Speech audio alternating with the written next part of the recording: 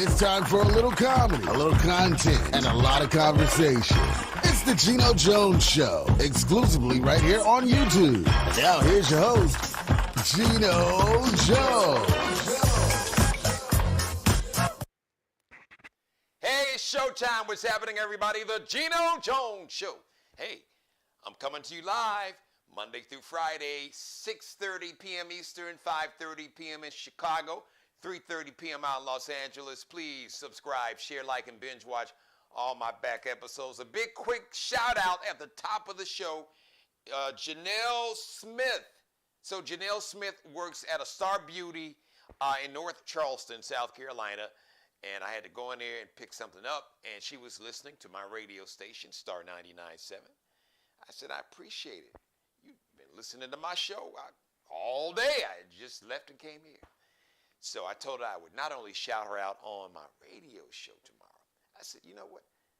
I'll do a TV show live on my YouTube channel, The Geno Jones Show. Think of it, Tonight Show or Late Night Stephen Colbert, but hipper, cooler, and better looking. That's me. So, shout out to Janelle Smith, Star Beauty. Thank you for listening. And I'm sure you're watching. Thank you for watching. You can jump in my chat room. Anybody watching me live, feel free to jump in the chat room. You got a question, comment. You want me to shout somebody out, maybe a birthday. Brewmaster Dre, I missed him. I got him. As a matter of fact, he's watching right now. What's going on, buddy? So, let's do Off the Dome. Sagittarius is stand up. Time for you to be shouted out, you Sagittarius. My mom's a Sagittarius. Coming up in 14 days. Happy birthday to singer, performer, Sisters Bad, and actress. Janelle Monáe is 37 today. Zoe Kravitz, she's a model. I believe she's been in movies. She's the daughter of Lisa Bonet and Lenny Kravitz. Zoe Kravitz is 34 today. Golden Brooks. So if you were a fan of the 90s TV show Girlfriends. So Golden played Maya Wilkes. She's 52 today. Happy birthday to Golden Brooks. She's been in some other movies too. Lisa Fisher. Solo album, How Can I Ease the Pain? How can I ease the pain? Legendary background singer for Luther Vandross. Also legendary background singer and more. She's been going out on tour with Mick Jagger and the Rolling Stones for years. Happy 64th birthday to Lisa Fisher.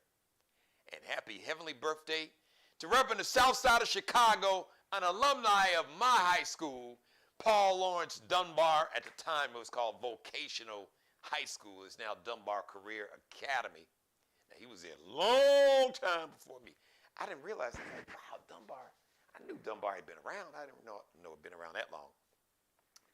Happy heavenly birthday to the man that brought you You'll never find another man like me, and you'll never find another love like mine. Someone who's gentle and blah, blah, blah, because I can't think of the rest of the lyrics. My man, Mr. Lou Rawls. Lou Rawls, born on this day in 1933. He would have been 89 today. And also, happy heavenly birthday. Let me fix my collar when I shout this brother out. The comedy GOAT. And I'm going to talk about another comedy GOAT, but like the GOAT, even the GOATs call this man the comedy GOAT from Peoria. Peoria, Illinois. He was really raised in like a brothel. Translation, like a whorehouse. Legendary comedian. I loved him in Harlem Nights, but man, listen, the one, the only, Richard Pryor. Richard Pryor, happy heavenly birthday, born on this day, 1940. He would have been 82 today. Happy birthday. Okay, since we're talking about comedians, let me segue the right way. So I got a chance to check out Cedric the Entertainer on it's like a TV show podcast. Shout out to my man Shannon Sharp, former NFL star, actually Hall of Fame tight end, played for the Denver Broncos. Then, he won a Super Bowl in Denver with the Broncos and that racist ass John Elway. You know he was racist at the time. Then later on, you find out he is like deep MAGA cult. Orange Hitler, he was down, donated money. I digress. And then he went on and he won a Super Bowl. He, being Shannon Sharpe, won a Super Bowl with the Baltimore Ravens. So Shannon Sharpe has got like Club Shay Shay. That's what he calls it. So shout out to Shannon. So he had my man Cedric the Entertainer on, and they were talking about a lot of different stuff. So they were talking about, he said, hey man, I heard that, you know, Bernie Mac and Steve Harvey had butted heads. So Cedric said, listen, they both dudes are alpha males, got that big alpha male personality, but they were able to get through it. Now, full disclosure, I was a very, very close friend of Bernie Mac. I met Bernie Mac back in, I believe, 1991. I was doing a morning radio show in Pittsburgh. Air Geno and the Breakfast Party. So this is when Def Comedy Jam first hit. Like the first shows, one of the shows was in Pittsburgh, Pennsylvania. I mean, it was like really, really new. And so they were having the comedians come by the morning shows to promote the comedy show. And Bernie came by. That was the first time I had met Bernie. But then we talked, and we both realized we both grew up on the south side of Chicago, probably about 3 miles apart. I went to Dunbar Vocational High School. He went to CVS Chicago Vocational High School. We both had great bands. Of course, Dunbar always had the best band. Now, he would want to argue, say, no, CVS had the best band, best band. But no, Dunbar had the best band. Period, full stop. But I digressed. You know, we'd had a lot of fun with that. We loved sports, and we both were huge Chicago White Sox. That's the baseball team in Chicago. So we were huge Chicago White Sox fans. So from 1993 to 95, when I was doing radio in Chicago. The last time I worked at home doing radio, and I've been on the road ever since. So anyway, so Bernie and I lived about a block and a half from each other. So we would just hang out, I'd go by, he had a townhouse, I was in an apartment, and we'd go sit around, talk about basketball, baseball, just sports, and just regular. Bernie was just really, like the Bernie Mac you would see on camera and on stage, I ain't scared of you motherfuckers. But Bernie was really chill. He was chill, just really, really regular dude. Nothing phony about him. You know, wasn't, as a matter of fact, he had a place, I believe, in Hollywood, but he never left. He kept his home. He moved out in the suburbs. Shout out to his lovely wife, Rhonda, and Janice, his baby. He loved his daughter, and we both, you know, I only had one daughter at the time, but anyway, we loved our daughters. So we had that in common. And Bernie was always there for me. Anytime, like I left Chicago and I went to Pittsburgh, first I went to Detroit, say, hey, Bernie, I want to get you on the show. Any city that I went to that I wanted to get Bernie on the show, he said, hey, man, I'm shooting this movie, because he eventually started shooting like all the Oceans 11, Oceans 12, with George Clooney and Brad Pitt and that whole crew, Don Cheadle. So that was huge for Bernie. But he said, hey, man, look, I'm going to be doing a shooting, but look, I'll be free this day. Just let me know. Give me a call. I'll love to be your guest. So he was always there for me. So now, full disclosure, and now I have met Steve Harvey. I don't know Steve like I know Bernie. Our radio station carries Steve Harvey's show. I've met Steve a couple times. He and I are always been cordial, but we just never had that kind of vibe like Bernie and I had, because Bernie and I had so much in common. And like I said, I met Bernie like when he was really just before his star exploded. Because when I had him on the show, this was before they all did the Kings of Comedy. So I do know that there was belief in Bernie's camp that he thought some people in Steve Harvey's camp threw some shade at him. You know, I'll just put it like that, all right? Because Bernie's not here, and, you know, there's just some things I'm not going to violate his trust. some of the stuff got out in the media that there was, there was this competition, and there wasn't any competition, but Bernie felt that some people in Steve's camp, I don't know if it was Steve or whoever, just kind of threw some shade Bernie's way out in Hollywood. Now this is what Bernie told to my face. But that was in the mid-90s. Fast forward, they did Def Comedy Jam, made a whole lot of money. As a matter of fact, one of the highest grossing comedy tours in the history of like comedy or anything else. They were selling out like basketball arenas, like 20, 25,000 seat arenas. They were doing it huge. So I was really happy for Bernie. And I was happy for all the brothers to see him really coming up like that. Because I remember when Def Comedy Jam first hit. And whatever butting heads between the two of them, I had to give Steve Harvey credit for this. So in 2016, I believe it was on Steve's TV show. So he had Mike Epps, D.L. Hughley, Cedric the Entertainer, and Guy Torrey. They all came on, and Mike Epps was in Chicago. So Steve had Bernie Mac's wife. He had Rhonda in the audience. He had Janice, which is Bernie and Rhonda's daughter, in the audience, and I believe Bernie's granddaughter, because I believe Janice's daughter was there too. And so they surprised Rhonda and Janice. So Mike Epps was in Chicago at CVS. That's what we used to call it, CVS, Chicago Vocational High School. That's a long-ass name. We went to CVS. Dunbar, we said, hey, I go to Dunbar. Oh, I went to CVS. So they had an auditorium. And so they renamed their auditorium the Bernie Mac Auditorium in CVS Chicago Vocational High School. So you saw this live shot. And then the mayor at that time, Rahm Emanuel, complicated dude. That's another show. On that day, which was November 14th, he named it, like, for eternity, November 14th in Chicago, henceforth will be known as Bernie Mac Day in Chicago. And it was amazing to really see, like, they all got choked up. Of course, Rhonda was emotional. She was just amazed at how many people had so much love. This was 2016. So this was sometime after Bernie passed. And that was one of the things that really haunted me. And Rhonda, if somebody can send this to Rhonda, if you and Janice get a chance to watch this, when I got news of what happened, I just couldn't get to Chicago. It was just, I tried everything. And I felt horrible about that. And I used to have you all's address out in the suburbs. I'm not going to say exactly what suburb. But anyway, I continue to lift you and Janice and your family up in prayer, because Bernie loved you.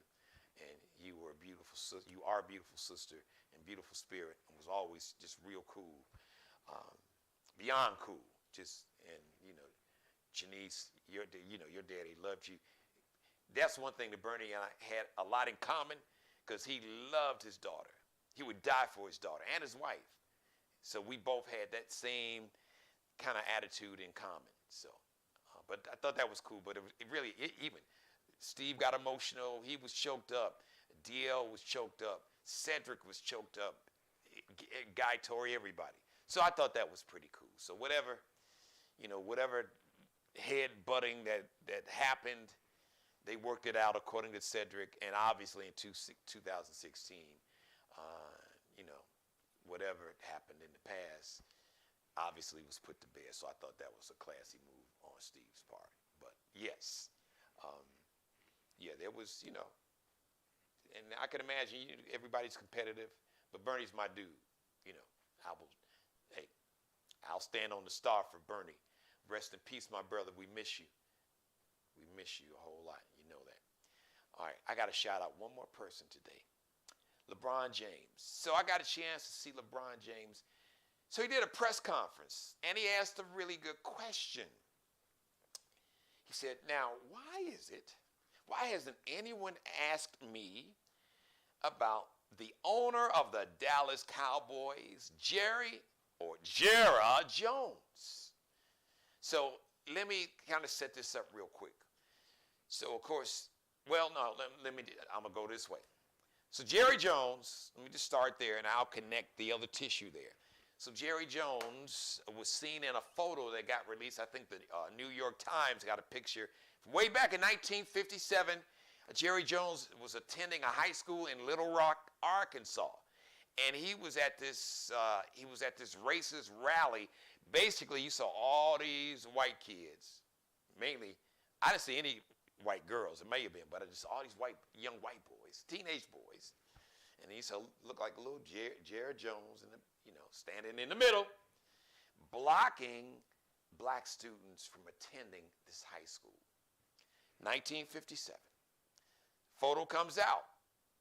So LeBron is like, why hasn't anyone asked me about this picture about Jerry Jones? Why hasn't Jerry Jones received real criticism or backlash for this picture showing him at this racist rally? Yeah, I know it was 1957.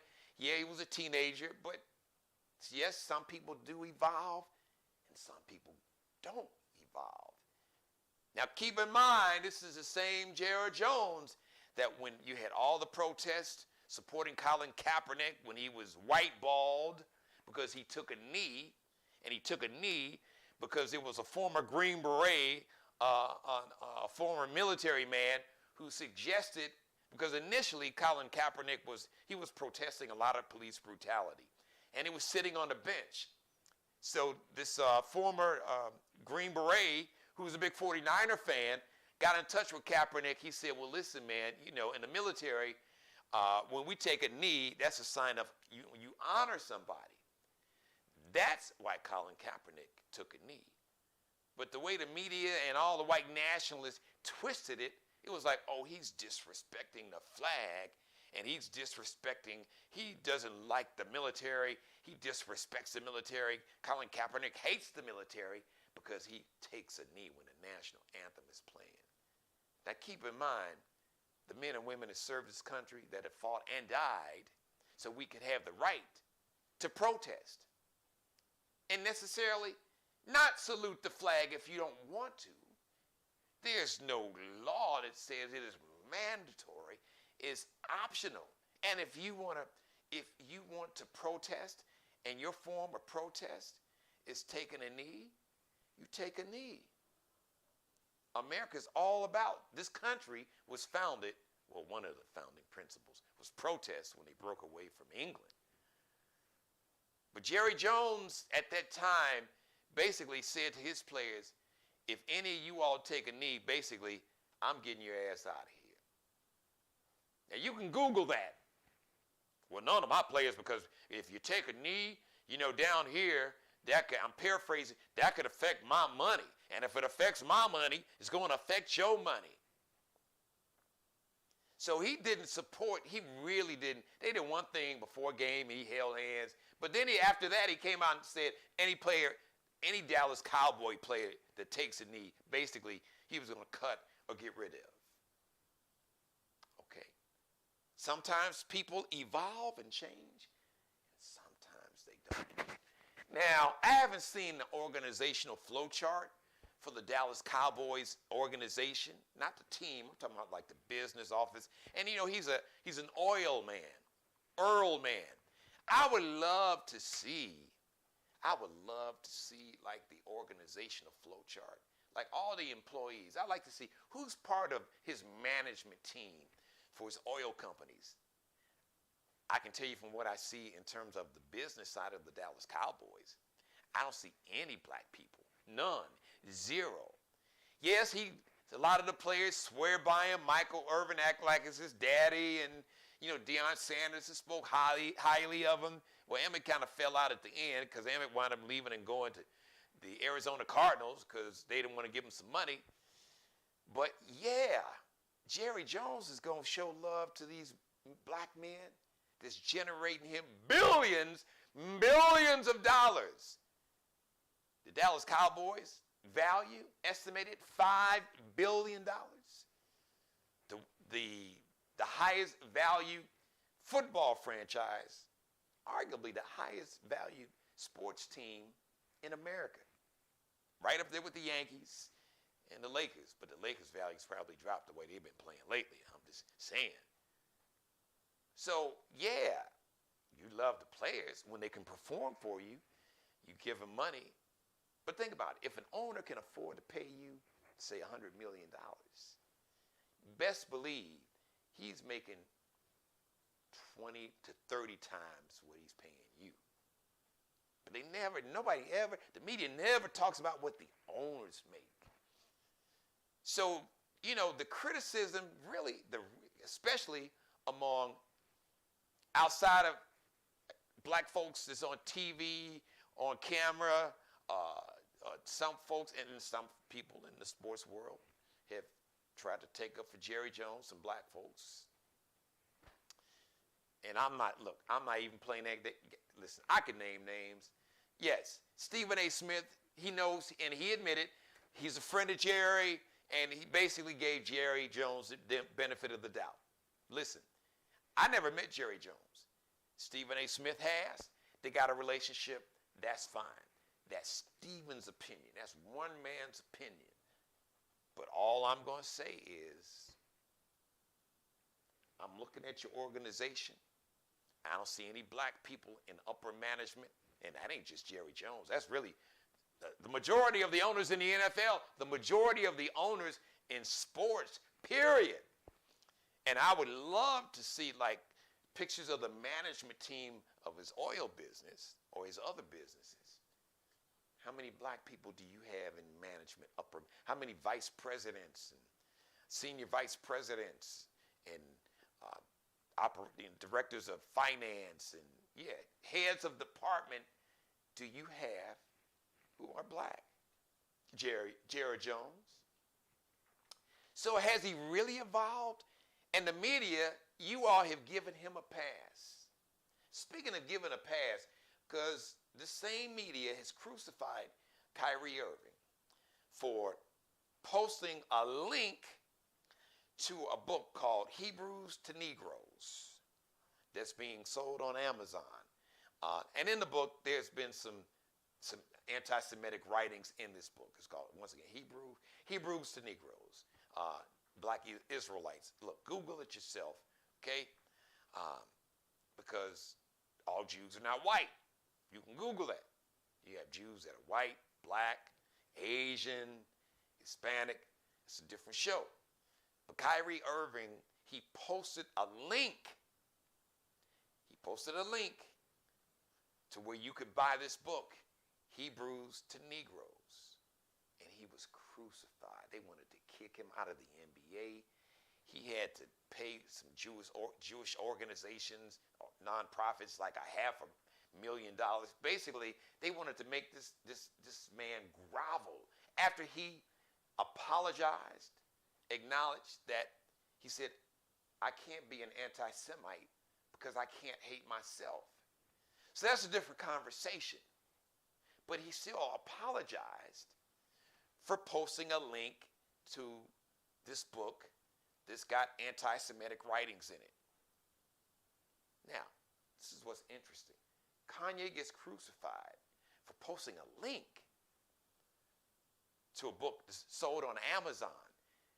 However, this same book is being sold on Amazon. And guess what? The CEO of Amazon, get ready for this. It's a guy named Andy Jassy. Guess what nationality Mr. Andy Jassy is? He's Jewish. So you got a Jewish man who's the CEO of Amazon that is allowing a book that many call anti-Semitic, it's got all this anti-Semitic writings in it. You are allowing a book that has anti-Semitic writings and tropes to be sold on your platform, and you are Jewish?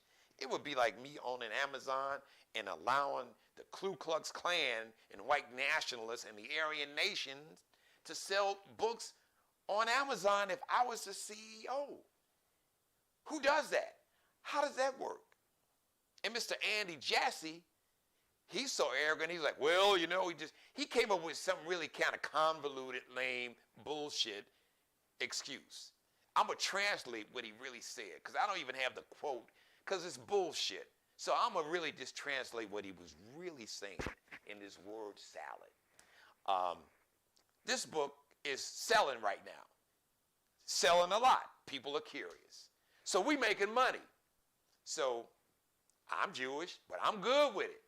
So you good with your platform that you are the CEO of selling a book that has anti-Semitic writings in it, and you are Jewish yourself. So you are cool with a book that is offensive to who you are as a man and your heritage. You're okay with it because it's selling. He's not getting criticism, but Kyrie got crucified, and they damn near wanted to kick him out of the NBA. So shout out to LeBron James for calling bullshit on bullshit. Jerry Jones. Now, he was on a radio show. He tried to give a little generic, convoluted. I'm not even going to quote it because it didn't even make any sense. I'm like, you don't want to address it, dude. So so media, see, I'm an entertainer. All right? I do a monologue. I do comedy, commentary. I have guests on, and we have conversations. The 3 C's. I am not Don Lemon. I ain't trying to be Don Lemon. I'm not Lester Holt. I ain't trying to be Lester Holt. I ain't trying to be Craig Melvin. I'm not even trying to be T.J. Holmes.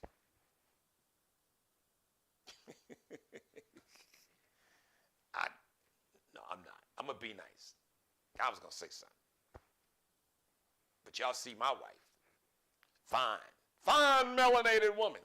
I digress. I just had just a little petty. I got to be a little petty. Just a little petty. So, no, I'm not a journalist. I'm not trying to be a journalist. I'm me. I am me. All right?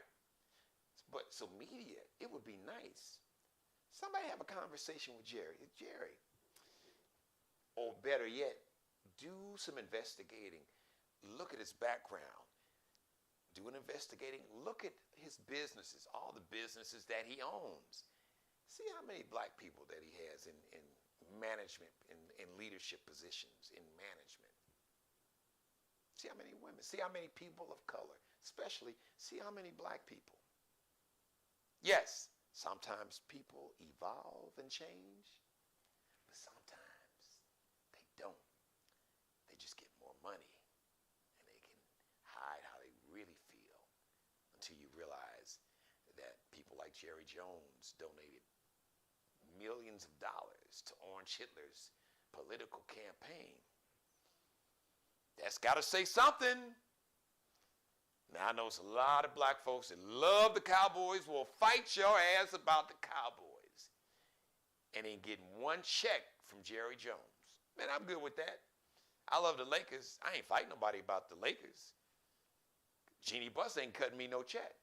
And her daddy didn't cut me a check. And I love the Lakers. I love the White Sox. But Jerry Reinsdorf, the Reinsdorf family ain't cutting me no check. So my love and loyalty stops at a certain point.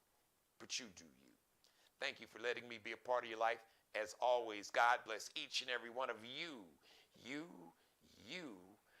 and especially you. And God, most of all, thank you for letting me do the Geno Jones Show. I'll come to you live Monday through Friday, 6:30 p.m. Eastern, 5:30 p.m. in Chicago or Dallas, 3:30 p.m. out in Los Angeles. Subscribe, share, like, and binge watch all my back episodes. Do that. Shout out to Markel Bailey, the official barber and hairstylist for the Geno Jones Show. He is the CEO of Designer Cuts here in the Charleston, South Carolina metro. Check him out on Instagram. Kel be cutting up. KELBECUTTING because as I pop my collar. Kel be cutting up. Allie Jones. Allie Jones is the drip director, the official wardrobe consultant and stylist for the Geno Jones Show. You can check Allie Jones out. She's a fashion designer, fashion design major at my alma mater, Columbia College, Chicago. Instagram, lx.ncl_. underscore is that little dash below. It says L like Lexi, X like extra, dot, N like Nanette, C like Charlie, L like Lexi, underscore. And Bruce Gage, also official wardrobe consultant and stylist for the Geno Jones Show. This blazer provided, this is part of the Mario Uomo collection. And if you like that, go to Bruce Gage's Instagram. Check out his latest winter fashion, fall, winter for 2022-23 and beyond. As a matter of fact, his stuff from 2 years ago is really now was hot. So he's always 2 years ahead of the rest of the country. Check him out on Instagram. It's Miglio Di Mario Uomo. MIGLIODIMARIOUOMO.